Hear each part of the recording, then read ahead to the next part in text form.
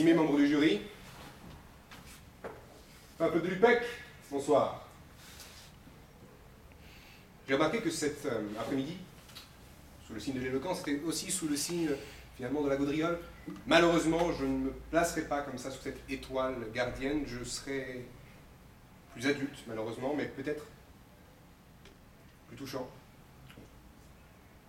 Maître Jean-Denis Bredin a écrit dans un livre assez ancien qu'il avait assisté à un dîner dans lequel un homme politique, un grand orateur, s'était levé et avait commencé à parler pendant 30 minutes sans discontinuer, et son auditoire était captivé.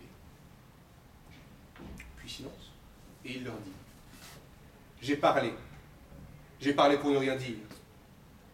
De tout ce que j'ai dit, je suis pas là. De tout ce que je dis, vous ne retiendrez que quelques mots. Mais j'ai parlé pour que vous m'écoutiez, et cela fut fait. De là mon questionnement. Pourquoi l'homme parle-t-il? Tous mes mots, toutes mes paroles, tout mon raisonnement tend vers cette solution. Pour échapper à la mort. Pour vivre, évidemment, mais surtout pour ne pas mourir.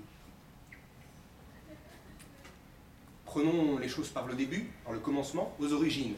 L'homme tente d'échapper à la solitude, à l'isolation. Synonyme de mort à l'état sauvage.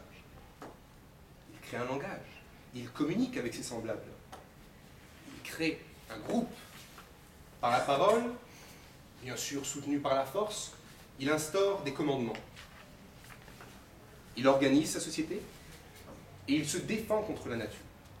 Il a échappé à la mort par la parole. Ce n'est que le début. Bien l'instant où il doit appréhender son univers, appréhender la nature, ce qu'il commence par faire en donnant des noms aux choses: table, chaise, son, orge, vache, viande, mais surtout donner des noms aux autres. Moi, toi, nous, vous, la tribu et eux. La tribu et eux. Cette différenciation, cette discrimination vraiment qu'on peut analyser sur un aspect sociologique est très importante parce que la parole crée cette barrière protectrice pour la tribu.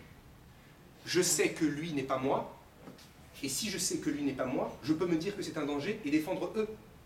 Eux qui sommes nous contre eux. Et contre lui, vous avez compris? Au final, par un langage organisé, une organisation de la société, ils se défendent contre le danger. Mais ce n'est pas fini, car il ne s'arrête pas là dans la parole. Maintenant, il est confronté à la mort, quotidiennement, et il se demande, qu'est-ce que la mort?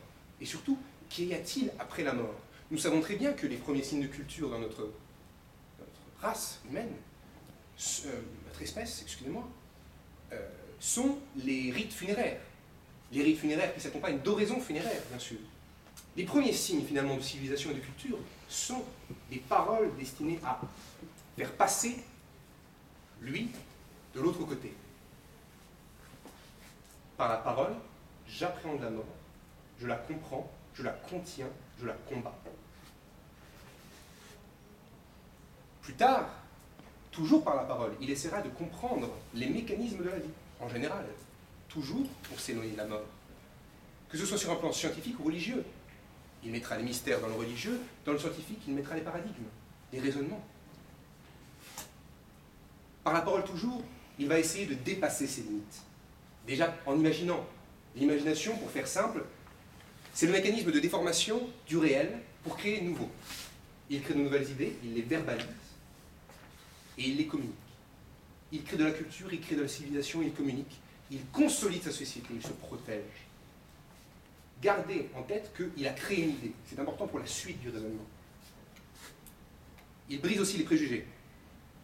Obama, Martin Luther King. Obama, pendant sa campagne, a été très critiqué sur le fait qu'il utilisait le mot d'espoir, hope. Il le disait à tue-tête, et il était très critiqué. Pourquoi? Parce qu'on lui disait que vos mots sont vides, vos mots ne servent à rien. Et il leur dit non.